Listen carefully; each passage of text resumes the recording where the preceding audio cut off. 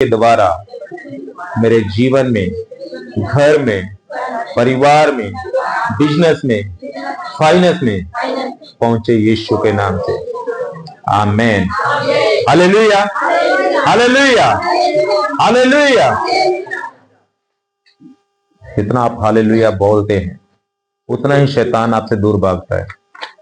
इसलिए हालेलुया बोलते रहा करो, कंटिन्यू सामर्थ्य में भरते रहो, उसके मस्से में भरते रहो।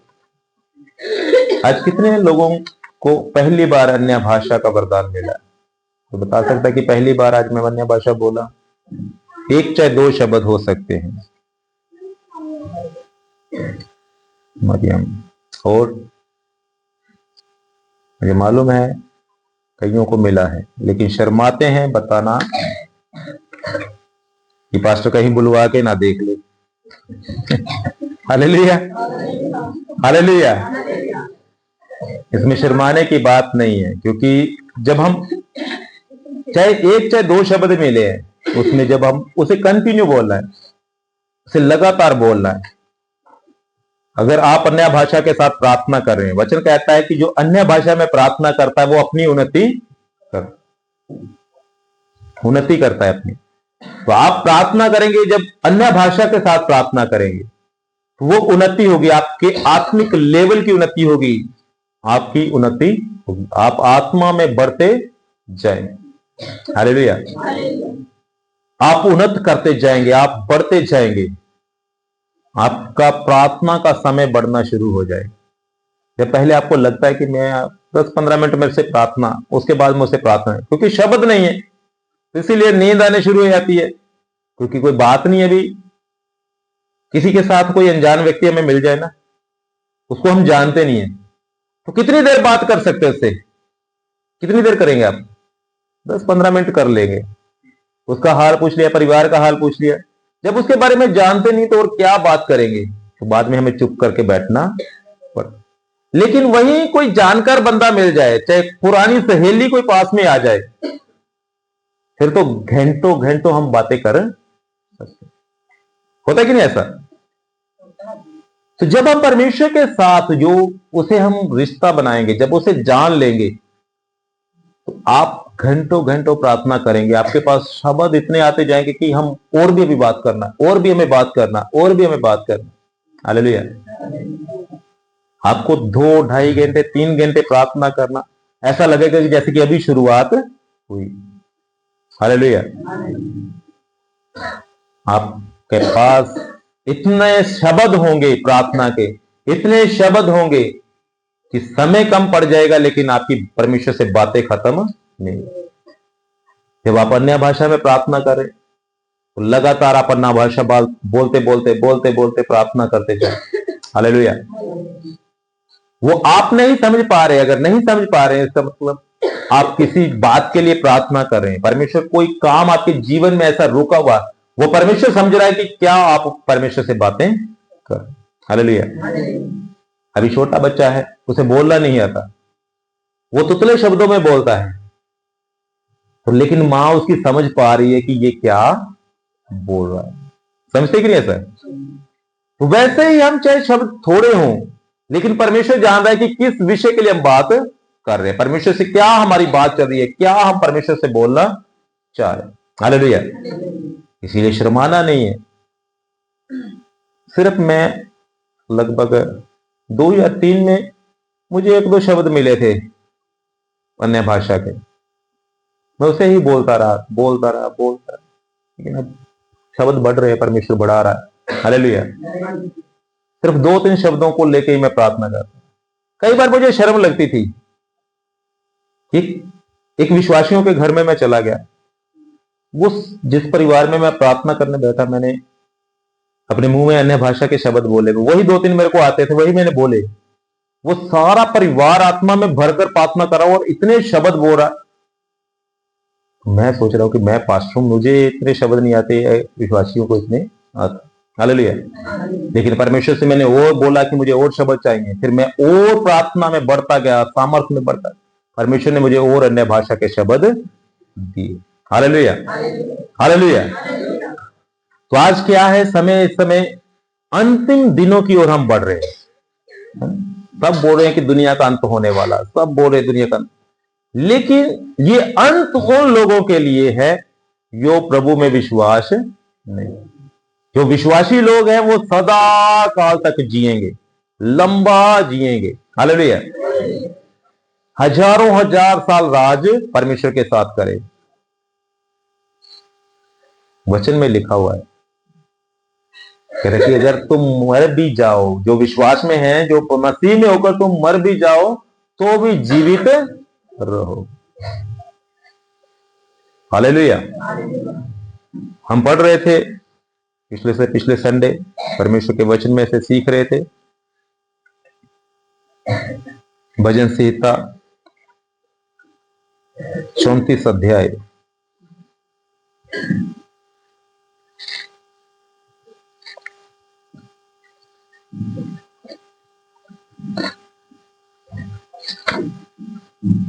कितने लोग थे उस दिन जिस दिन ये वचन हम सीख रहे थे?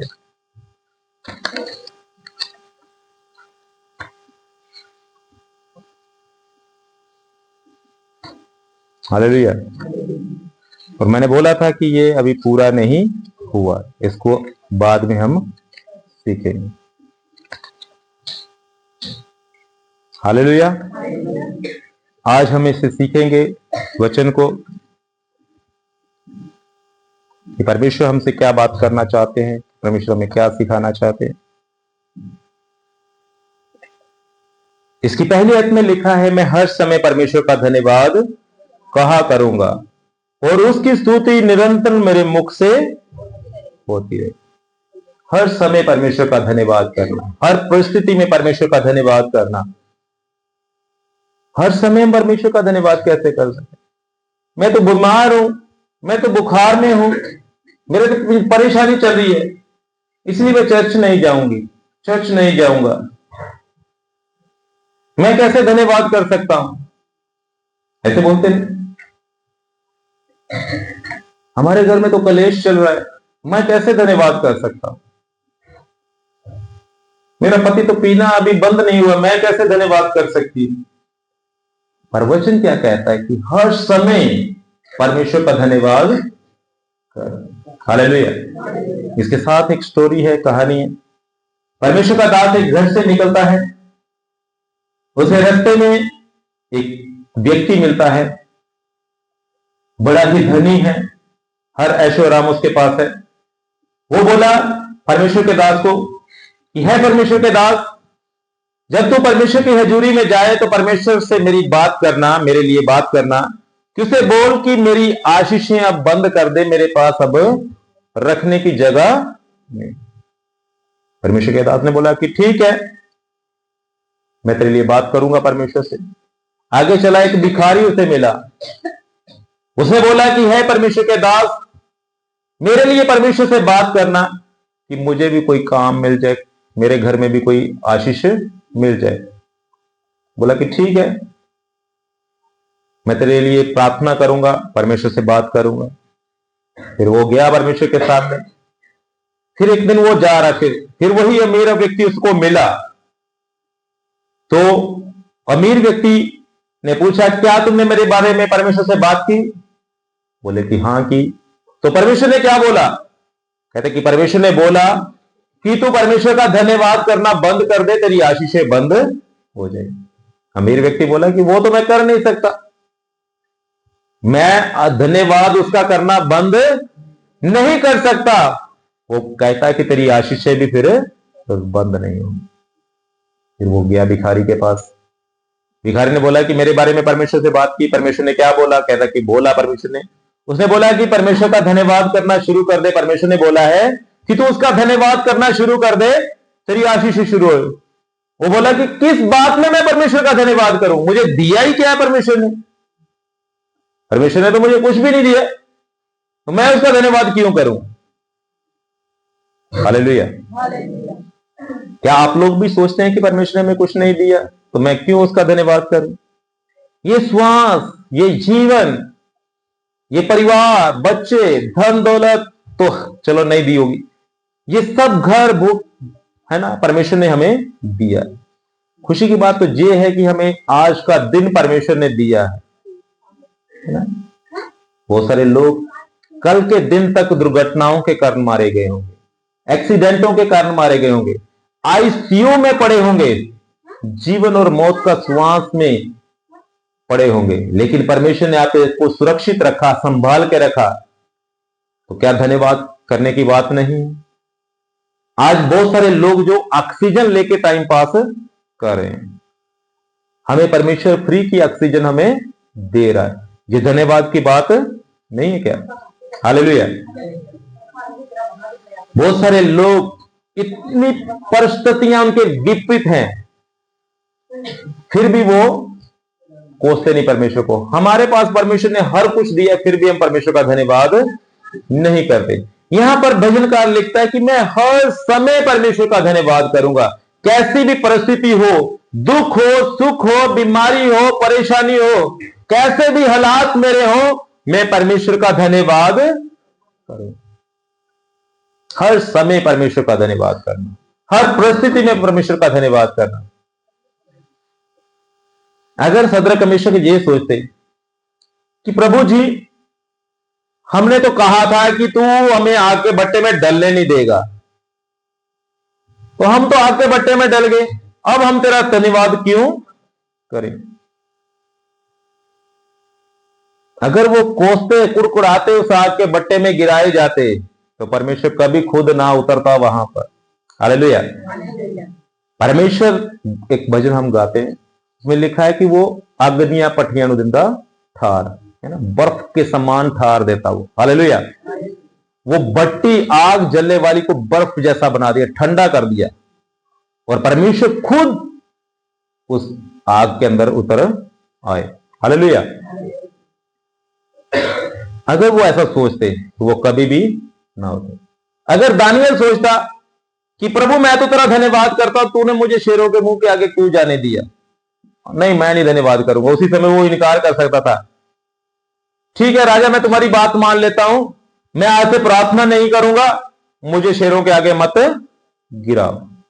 अगर वो ये बात बोल के, हो सकता है कि शेरों के मुंह से उस समय बच जाता, लेकिन परमेश्वर के सामने वो कभी भी खड़ा नहीं रहा। उसे विश्वास था, उसने बोला कि नहीं राजा, मैं तेरे आगे नहीं सर झुकाऊंगा, तेरी बात नहीं मानूंगा, चाहे मुझे शेरों के आगे फेंक दिया जाए। परमेश्वर ने शेरों के मुंह को बंद कर दिया, शेरों ने उसे मुंह तक नहीं लगाया। आमीन, हालेलुया। ऐसे हालात तो नहीं हमारे हुए होंगे कि हम उसका धन्यवाद ना करें, ऐसी परेशानी में तो नहीं हम पड़े होंगे हम धन्यवाद उसका ना करें। हालेलुया। बहुत सारे ऐसे लोग हैं जिन्होंने बड़ी यातनाएं सही, बड़ा दुख सहा, फिर भी वो धन्यवाद करते। थोड़ी सी परेशानी आई, मैं नहीं जाऊंगा चर्च, मैं नहीं जाऊंगी चर्च, तो परमेश्वर को क्या है? परमेश्वर के ऊपर आप चर्च आके एहसान थोड़ी ना कर रहे हैं। क्या एहसान कर रहे हैं हम? आप चर्च आ रहे हैं अपने लिए, ना कि परमेश्वर के लिए। परमेश्वर के लिए आप चर्च नहीं आ रहे, ना पास्टर के लिए आप चर्च आ रहे, आप अपने लिए चर्च आ रहे हैं। हालेलुया। तो जब आप चर्च आते हैं तो परमेश्वर खाली नहीं आपको भेजता, कुछ देकर यहां से भेजता है। वो निराश आपको लौटने नहीं देता। कहता है कि वो पल, वो घड़ी तुम नहीं जानते कि कब वो तुम्हारे जीवन में काम करे। कई बार हम बहुत सारी आशीषों को मिस कर जाते हैं, बहुत सारी ब्लेसिंग्स को कई बार हम मिस कर जाते हैं क्योंकि हमने संडे मिस कर दिया। शायद उस दिन हमारे छुटकारे का दिन हो सकता है, उस दिन हमारे बढ़ने का दिन हो सकता है, हमारी कुछ ग्रेस का, कुछ आशीष का दिन हो सकता है, जिस दिन हम संडे मिस कर जाए। हालेलुया।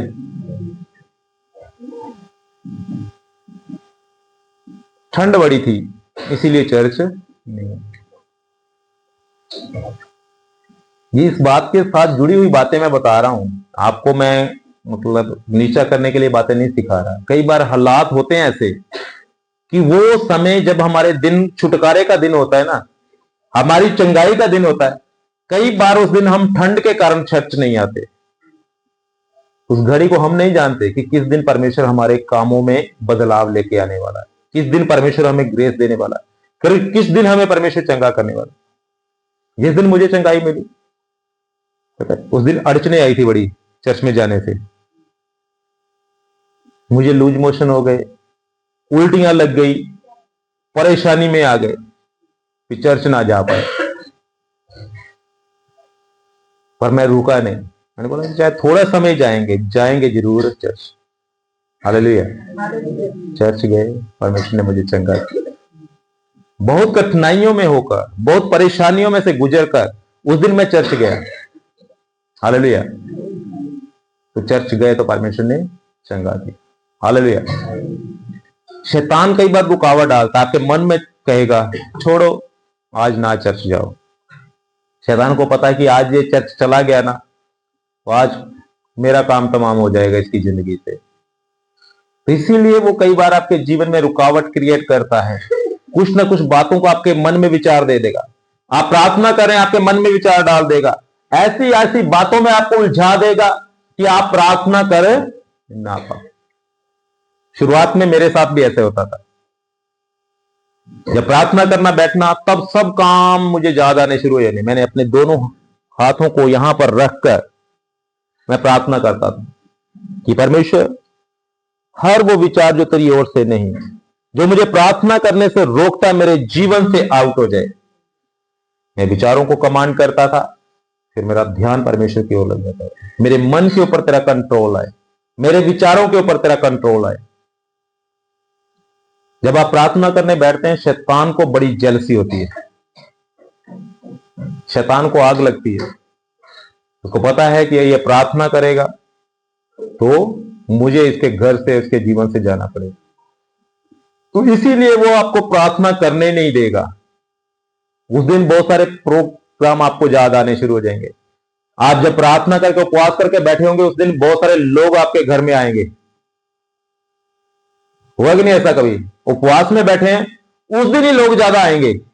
पहले जितने मर्जी लोग, आप खाली बैठे, कोई प्रॉब्लम नहीं है, उपवास नहीं रखा, तो उस दिन लोग भी नहीं आएंगे। लेकिन जिस दिन आपने उपवास किया होगा, प्रार्थना में बैठे होंगे, उस दिन बहुत सारे लोग आते चलेंगे, अपने आप आएंगे। हालेलुया। वो परीक्षा की घड़ी होती है, वो आपका समय होता है। वचन कहता है कि अगर मैं लोगों को खुश करता रहा, पौलुस क्या कह रहा है? अगर मैं लोगों को खुश करता रहता तो परमेश्वर का कभी दास न। हालेलुया। लोग रूठ जाएं, रिश्तेदार रूठ जाएं, परमेश्वर रूठना नहीं चाहिए, परमेश्वर रूठना नहीं चाहिए। रिश्तेदार चले जाएंगे, वापिस आ जाएंगे, परमेश्वर चला गया तो वापिस नहीं। हालेलुया। परमेश्वर को खुश करना है, परमेश्वर के साथ ईमानदार बने रहना है। जब हमारा प्रेम परमेश्वर के साथ रहेगा, तो वो कैसे भी हालात होंगे तो हमें धन्यवाद करने के लिए आगे बढ़ाता जाएगा। कहता है कि हर समय मैं परमेश्वर को धन्यवाद करूंगा, उसकी श्रुति मेरे निरंतर मेरे मुख से होती रहे। हालेलुया। आगे हम हर आयत को नहीं पढ़ेंगे, 5वीं आयत को पढ़ेंगे इसके, ताकि जिन्होंने उसकी ओर दृष्टि की उन्होंने ज्योति पाई, उनका मुंह कभी भी काला नहीं। हालेलुया। जिन्होंने परमेश्वर की ओर देखा। आप किसी रिश्तेदार की ओर देख रहे हैं, किसी प्रधान की ओर देख रहे हैं, किसी ऊंचे व्यक्ति की ओर देख रहे हैं कि इससे मुझे मदद मिल जाएगी। हो सकता है कि वो समय आते ही आपको बोल दे कि आज मेरे पास नहीं है भाई। हो सकता है वो कह दे कि आज नहीं है, कल मैं करूंगा। लेकिन प्रभु ऐसा नहीं कहता, वो कहता है कि आज वो दिन है तेरी शिफा का, आज वो दिन है तेरी चंगाई का, आज वो दिन है तेरी ब्लेसिंग का। आमीन। हालेलुया। वो समय उसके सामने कहता है, वचन कहता है कि उसके लिए एक दिन 1000 वर्ष का है और 1000 साल एक दिन जैसा है। हालेलुया। वो चाहे तो एक दिन में ही बरकत दे दे, वो चाहे तो समय लगाकर बरकत दे। कई बार काम हमारा एक दिन में हो जाता है, क्योंकि परमेश्वर के सामने दिनों और महीनों और सालों का कोई भी अंतर नहीं। हालेलुया। वो एक दिन में भी ब्लेस कर सकता है, कई बार वो समय लगाकर हमें ब्लेस करता है। एक दिन में भी चंगा करता है, कई बार वो कुछ दिन लगाकर हमारे जीवन में ब्लेस। हालेलुया। कहता कि जितनों ने परमेश्वर की ओर दृष्टि की उनका मुंह कभी काला नहीं हुआ, उनको कभी भी शर्मिंदगी का सामना नहीं करना पड़ा, उनके जीवन में कभी भी कोई लज्जा की बात नहीं आई। हालेलुया। उन्हें लज्जा शर्मिंदगी का कभी भी सामना करना। हालेलुया। अपने जीवन के बारे में बहुत बार आपको टेस्टमनी दे चुका हूं कि जब कर्ज था मेरे ऊपर, किस्त वाले आते तो परमेश्वर पहले प्रबंध कर देता। अकेला कमाने वाला, अकेला ही कमाने वाला, घर का खर्चा, आना जाना सब, और परमेश्वर इंतजाम मेरा किस्त का पहले ही करता। कभी भी किसी से उधार मांगकर मैंने किस्त नहीं भरी। हालेलुया। कभी भी किसी से नहीं मांगा कि आज मेरी किस्त रुक गई है, मेरा प्रबंध करो, मुझे पैसा दो। हालेलुया।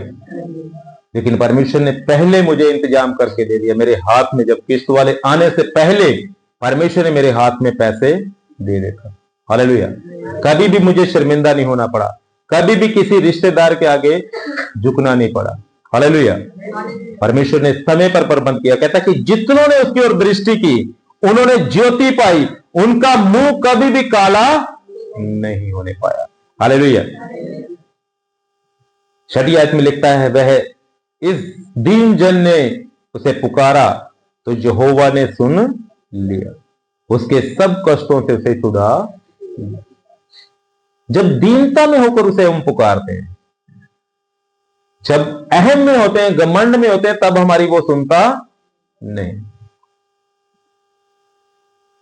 जब अनमोल ने वचन को पढ़ा, उसमें भी लिखा है, घमंडियों से कहा कि उसने अपने घमंड को दूर करो, त्याग दो। परमेश्वर घमंड को पसंद नहीं करता। उसने बड़े बड़े राजाओं के घमंड तोड़ दिए। फिरौन जैसा राजा अहम में था, मैं इसकी प्रजा को जाने नहीं दूंगा। परमेश्वर ने इतने बड़े बड़े चमत्कार वहां पर किए, इतनी बड़ी बड़ी विपत्तियां लेके आया, लेकिन वो आगे वचन लिखता है कि फिरौन का और भी मन कठोर परमेश्वर करता गया। हालेलुया। और उसके बाद जब पैलोठों को मारा परमेश्वर ने, फिरौन का मन टूट गया, उसका अहम जाता रहा, उसका घमंड दूर हो गया। हालेलुया।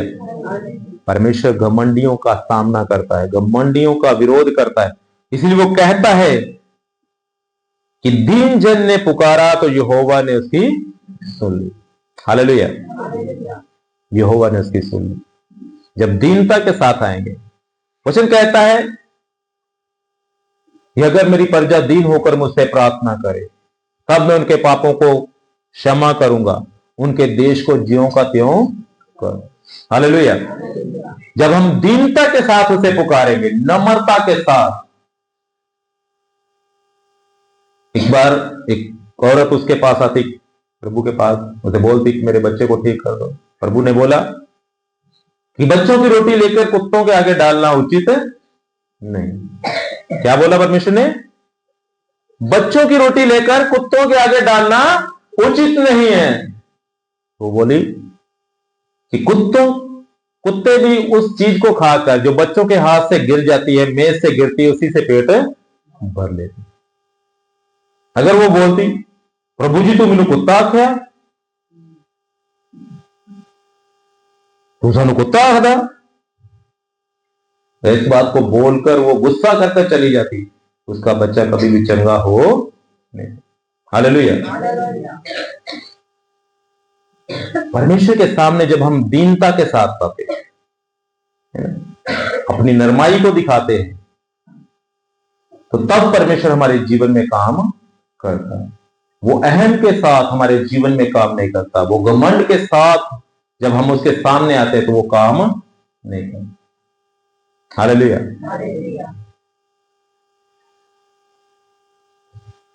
कहता कि उसने उसके सब कष्टों से उसे छुड़ा लिया। 7वें आयत में लिखता है, यहोवा के द्रव्यों के चारों ओर उसका दूत छावनी किए हुए रहता है। जो उसके डर में रहते हैं, जो लोग परमेश्वर के भय में रहते हैं, परमेश्वर उनके चारों ओर प्रोटेक्शन को बनाकर रखता है। आर्मी को, अपनी स्वर्गदूतों की आर्मी को लगाकर रखता है ताकि कोई भी मुश्किल, कोई भी मुसीबत उसके ऊपर हमला ना कर सके। हालेलुया। कोई दुष्ट का वार, कोई भी जादू का, टोने का वार उसके ऊपर चल ना सके। किसी प्रकार से कोई भी परेशानी धर्मी के जीवन में आ ना। यहां पर लिखता है कि यहोवा के द्रव्यों के चारों ओर उसका दूत छावनी हुए उनको बचाता है। 8वीं आयत में लिखता है, परख कर देखो यहोवा कैसा भला है, क्या ही धन्य है वह पुरुष जो उसकी शरण ले। करेक्ट पंजाबी में लिखा है, चखो ते देखो यहोवा के ना भला। जो चख कर देखता है, उसका टेस्ट करके देखता है, उसको दुनिया की किसी चीज में टेस्ट नहीं आता। हालेलुया। जो परमेश्वर को परख लेता है, उसके स्वाद को चख लेता है, दुनिया की किसी भी चीज में उसको टेस्ट नजर नहीं आता। हालेलुया। जिन लोगों ने परमेश्वर का स्वाद चख लिया, परमेश्वर से साथ संपर्क में आ गए, वो दूसरे किसी चीज के पीछे भागते नहीं। हालेलुया।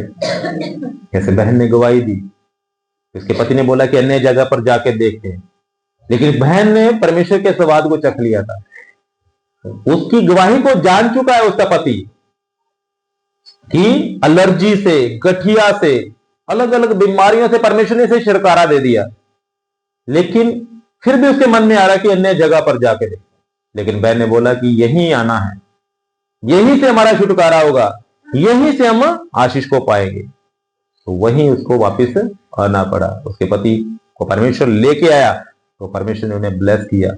हमें हालेलुया।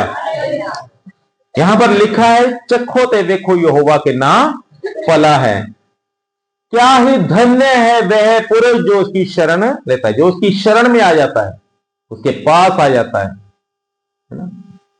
भजन संहिता 91 अध्याय में लिखा है, जो परम प्रधान के छाए हुए स्थान में बैठा रहेगा, वो सर्वशक्तिमान की छाया के नीचे ठिकाना पाएगा। फिर लिखता है कि उसके ऊपर किसी शिकारी का जाल काम नहीं करेगा। वह तो तुझे बहेलियों के जाल से, हर महामारी से, हर महारोग से वो बचाएगा। जो उसकी शरण में आ जाता है, उसकी प्रोटेक्शन में आ जाता है, उसके नीचे आ जाता है, उसको वो बचाता है। हालेलुया। हालेलुया।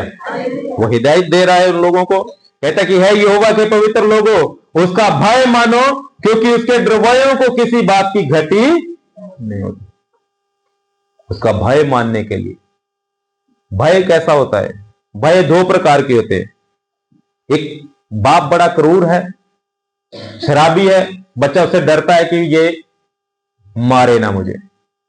एक भय होता है कि उसके आदर के साथ भय मानना, उसकी आज्ञा में रहना अपने पिता की।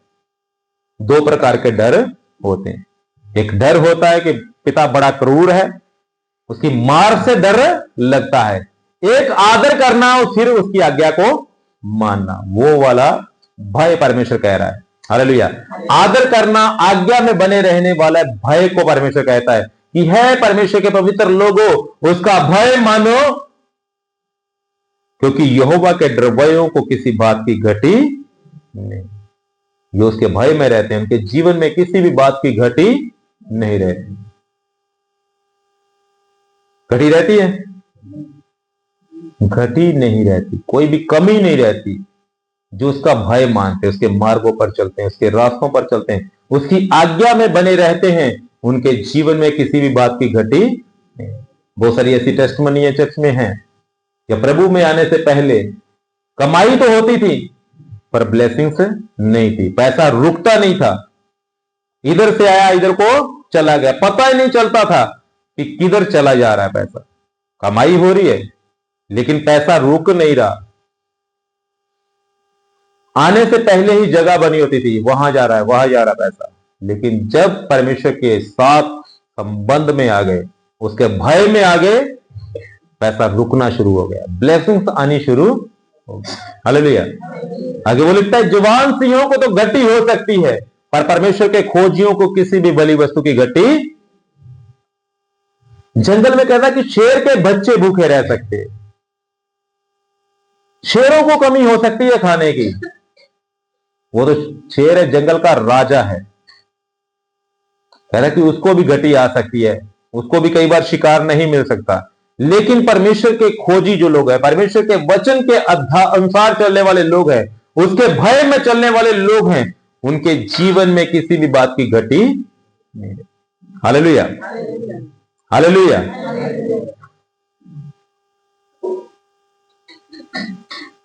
वह कौन मनुष्य है जो जीवन की इच्छा रखता है और दीर्घायु चाहता है ताकि भलाई देखे? कहता कौन मनुष्य है जो अपने जीवन में भलाई को चाहता है, अपनी उम्र को लंबा करना चाहता है। हर कोई चाहता है ना, कौन नहीं चाहता कि मेरी उम्र लंबी ना हो? सब चाहते हैं, सब चाहते हैं कि हम लंबा जिए। मौत से हर किसी को डर लगता है।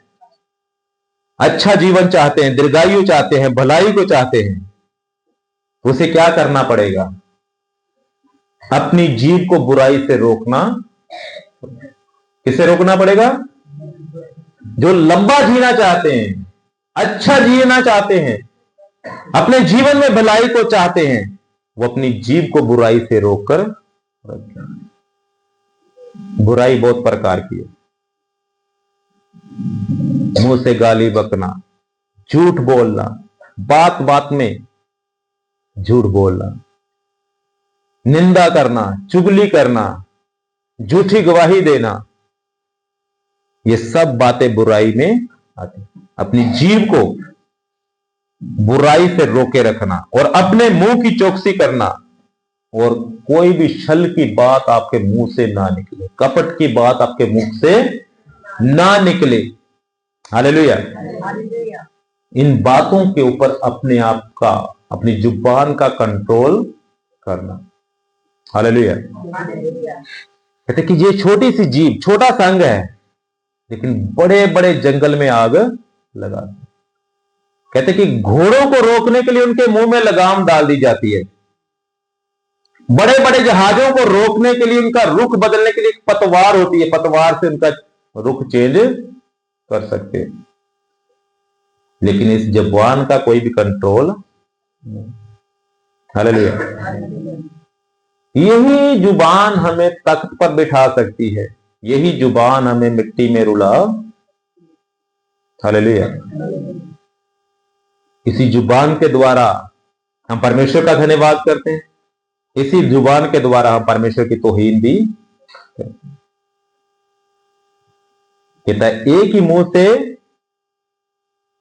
कड़वा बोलना, एक ही मुंह से मीठी बातें नहीं हो सकती। जैसे एक सोते से मीठा और खारा पानी नहीं निकल सकता, एक ही मुंह से दो तरीके की बातें नहीं होनी चाहिए। हालेलुया। अपनी जुबान पर कंट्रोल करना, अपने जुबान को रोके रखना बुराई से, तभी हम अपनी लंबी उम्र कर सकते हैं, हमारे जीवन में भलाई को हम देख सकते हैं। वह कहता है कि बुराई को छोड़ भलाई कर, मेल को ढूंढ, उसी का पीछा कर। बुराई को छोड़ने के लिए कह रहा है, मेल करने के लिए परमेश्वर कह रहा है।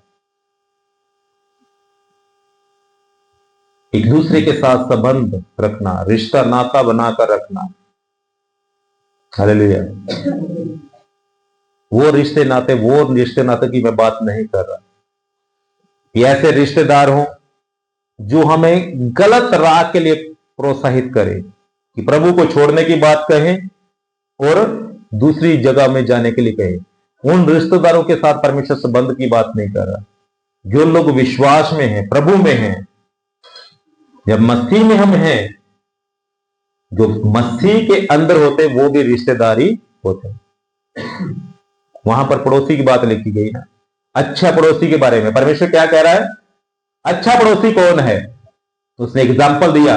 एक व्यक्ति जरीहो से जा रहा, जरीहो की ओर जा रहा, रास्ते में उसे मिले डाकू, मिले, उसे मारा पीटा, अधमरा करके छोड़ के चले गए। एक याजक गुजरा वहां से, उसने देखा ये व्यक्ति डाकुओं की चपेट में आ गया है, लेकिन फिर भी वो अपना रुख बदलकर निकल गया। वहां से एक लेवी गुजरा, उसने भी देखा पर उठाया नहीं, वो भी छोड़ के चला गया। एक परदेसी व्यक्ति, सामरी व्यक्ति, है ना, दुनिया की नजर में वो था नीची जात का सामरी व्यक्ति, वो आया, उसने देखा कि ये व्यक्ति घायल है, उसने उसके जख्मों पर पट्टियां बांधी, मरहम लगाया, उसे अपने गधे पर चढ़ाकर सराय में ले गया, एक वैद्य के पास ले गया। उसने बोला कि इसका इलाज कर, उसको कुछ रुपये दिए, बोला कि वापसी में आते हुए मैं तुझे और भी रुपये दूंगा, इसका अच्छे से इलाज करना, इसकी अच्छे से देखभाल करना। उसका अच्छा पड़ोसी कौन हुआ? उसका पड़ोसी कौन हुआ? उसका उठाने वाला, उसकी मदद करने वाला पड़ोसी। हालेलुया। अपने पड़ोसियों से परमेश्वर प्रेम करता है, कहता है कि जैसे तुम मुझसे प्रेम करते, अपने शरीर के साथ प्रेम करते, अपने पड़ोसी के साथ, उस पड़ोसी के साथ प्रेम करने की बात परमेश्वर कह रहा है। जो मसीह में है, वफादारी के साथ चलने वाला है, जो आपको गलत शिक्षा ना दे, गलत विचारधारा को आपके जीवन में ना लेके आए और आगे आपको और बोले ना कि आओ बहन हम चुगली करें। जो परमेश्वर से आपको दूर लेके जाने वाला है, वो आपका पड़ोसी नहीं है, आपका रिश्तेदार नहीं है। हालेलुया। यहोवा की आंखें धर्मियों पर लगी रहती हैं, उसके कान उसकी दुहाई की ओर लगी। यहोवा की आंखें कहां लगी रहती हैं? धर्मियों के ऊपर, और शैतान की भी लगी रहती है। यहोवा की तो लगी रहती है, शैतान की भी लगी रहती है। वो कहता है कि कब ये वचन को तोड़े तो कब इसको मैं पकड़ लूं। तो इसीलिए परमेश्वर की निगाहों के नीचे रहें, बुराई से दूर रहें और परमेश्वर के साथ जुड़े रहें। हालेलुया। यहोवा बुराई करने वालों के विमुख रहता है और उनका स्मरण पृथ्वी से मिटा डालता है। जो बुराई करते हैं ना लोग, उनके खिलाफ रहता है। कहता है कि उनकी खिलाफ वाली पार्टी में परमेश्वर रहता है। जो लोग बुराई करते हैं, परमेश्वर उनके खिलाफ रहता है। और आगे क्या लिखता है कि उनका स्मरण पृथ्वी पर से भी मुंडा डालता है। उनकी परमेश्वर से खत्म कर देता है पृथ्वी से, उनका यादगिरी भी रहने नहीं देता कि ऐसा कोई मनुष्य था। हालेलुया। परमेश्वर उनको पृथ्वी के ऊपर से मिटा डालता है। हालेलुया। आगे हम 19 आयत को देखेंगे। धर्मी पर बहुत सी विपत्तियां पड़ती तो हैं, परंतु यहोवा उन सब से उसे छूट मुक्त करता है। ये नहीं कह रहा कि धर्मी पर विपत्ति आएगी नहीं, पर विपत्तियां आएंगी तो परमेश्वर उससे छुड़ाएगा भी। हालेलुया। परेशानियां आएंगी, ये नहीं कह रहा कि नहीं आएंगी, पर परमेश्वर उससे रास्ता भी निकालेगा उससे छुटकारा पाने का। हालेलुया। अगर परेशानियां आए, दुख आए, मुसीबत आए, ये नहीं कह रहा कि आएंगे नहीं, बिल्कुल। बहुत सारे लोग बोलते हैं हम तो बहुत प्रार्थना करते हैं, हम तो चर्च में प्रॉपर जाते हैं, हम तो दान दशमांश भी देते हैं, तो फिर क्यों हमारे जीवन में परेशानियां आ रही? वचन कह रहा है परेशानियां आएंगी, पर उनमें पड़ा रहने परमेश्वर नहीं देगा, उनसे छुड़ा लेगा, उनसे मुक्त करेगा, उनसे छुटकारा देगा। दुख आएंगे, पर दुख से परमेश्वर हमें निकालेगा। परेशानियां आएंगी, पर परेशानियां से परमेश्वर हमें निकालेगा। हालेलुया। तो धर्मी पर बहुत सी विपत्तियां पड़ती तो हैं, लेकिन परमेश्वर उनसे उन्हें मुक्त करता है। हालेलुया। हालेलुया। आगे लिखता है वह हड्डी हड्डी की रक्षा करता है और उनकी एक भी हड्डी टूटने ना पाए। हालेलुया। परमेश्वर अपने लोगों की हड्डियों की भी रक्षा करता है, हड्डी टूटने नहीं देता उनकी, जो परमेश्वर के साथ जुड़े रहते हैं। कई बार हमारी गलतियों की वजह से ही हम अपनी हड्डियां तोड़वा लेते हैं। ओवर स्पीड चलाएंगे, हड्डियां तो टूटेगी।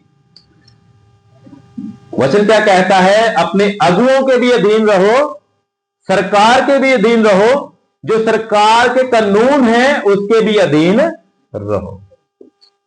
अभी सरकार ने बोला है इतनी स्पीड में होनी चाहिए गाड़ी, उससे ओवर स्पीड चलाएंगे तो दुर्घटना होगी। सरकार ने बोला है कि हमें बाएं तरफ चलना है, अगर हम दाएं तरफ गाड़ी चलाएंगे तो दुर्घटना होगी। ओवर स्पीड करेंगे, ओवर अपना एटीट्यूड दिखाएंगे तो दुर्घटना ग्रसित होगी। वहां परमेश्वर रक्षा की बात नहीं करता। जब हम कायदे में रहेंगे, कानून में रहेंगे, इसलिए तो वो कहता है किसी ने आगे पूछा सरकार को टैक्स देना चाहिए कि नहीं देना चाहिए, तो परमेश्वर प्रभु यीशु मसीह ने बोला इस सिक्के के ऊपर किसका फोटो छपा हुआ है? वो कहला केसर का। कहता कि जो कानून का है, केसर का है, वो केसर को दो, जो परमेश्वर का है वो परमेश्वर को दो। हालेलुया। परमेश्वर कानून के खिलाफ नहीं है, वो कानून के अंदर रहने की बात करता है। जब हम कानून में रहेंगे, व्यवस्था में रहेंगे, तो परमेश्वर हमारी सुरक्षा करेगा और हमें ब्लेस करेगा। Hallelujah, hallelujah. दुष्ट अपनी बुराई के द्वारा मारा जाएगा, धर्मी के बैरी दोषी है। दुष्ट अपनी बुराई के कारण, पाप के कारण, गलत कामों के कारण मारा जाएगा, और धर्मी के बैरी कह रहा कि दोषी है। जो धर्मी के खिलाफ खड़े होंगे, उसके खिलाफ कानून बना देंगे, उसके खिलाफ खड़े हो जाएंगे, परमेश्वर उनको दोषी ठहराए। हुआ कि नहीं ऐसा? खंबरा के खिलाफ लोग थे, परमेश्वर ने उनके खिलाफ होकर उनको ही शर्मिंदा किया, और खुद वहां की गवर्नमेंट ने क्रिसमस सेलिब्रेशन करने के लिए अपोस्टल जी को आमंत्रित किया, और परमेश्वर के दूसरे दासों को भी। हालेलुया।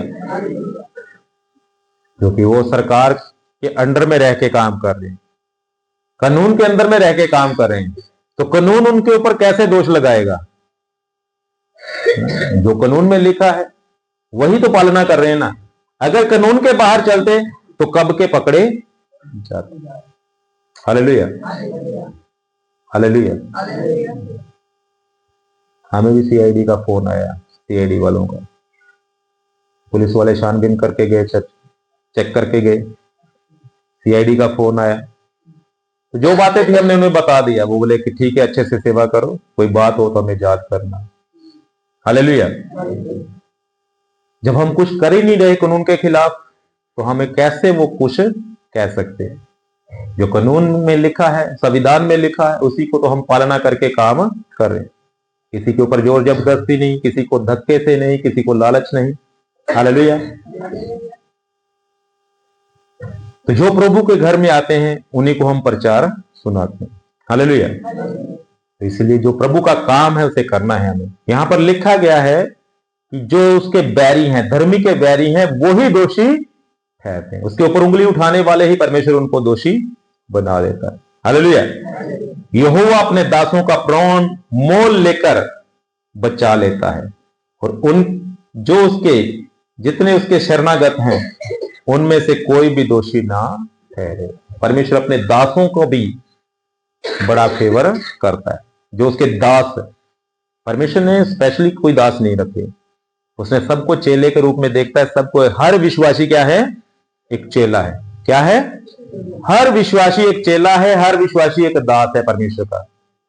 हर को परमेश्वर अपनी जिम्मेवारी देता है कि तुम सुसमाचार के काम करो। हालेलुया।